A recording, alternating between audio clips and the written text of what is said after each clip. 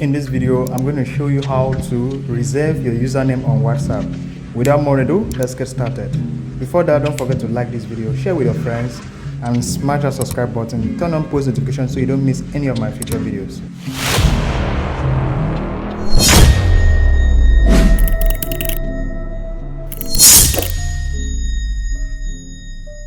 So first of all, you open your WhatsApp.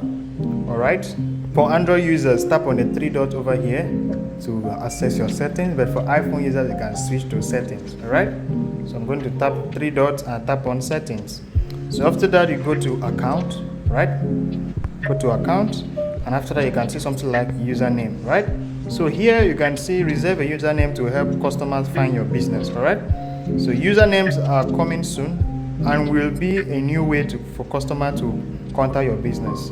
Your phone number will still show on your profile. All right.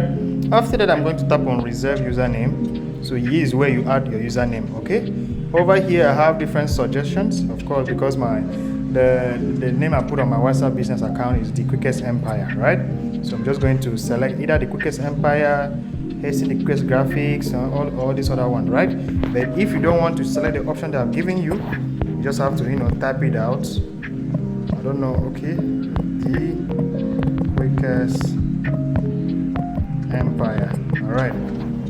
So I'm going to wait for it to load. As you can see, this one is available. So I just have to reserve it. But if you see something like this name already exists or stuff like that, you need to try to change it either by adding underscore or you add a number to it so that you'll be able to find it. Okay, but that's it, guys. After that, you tap on reserve.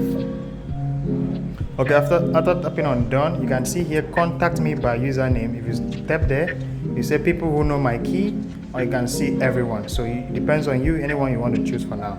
But later in the future, you can always come and change it. If you want to edit it again, you can tap on edit, and you can change username or you can delete username. So guys, that's it for this video. I guess it was helpful.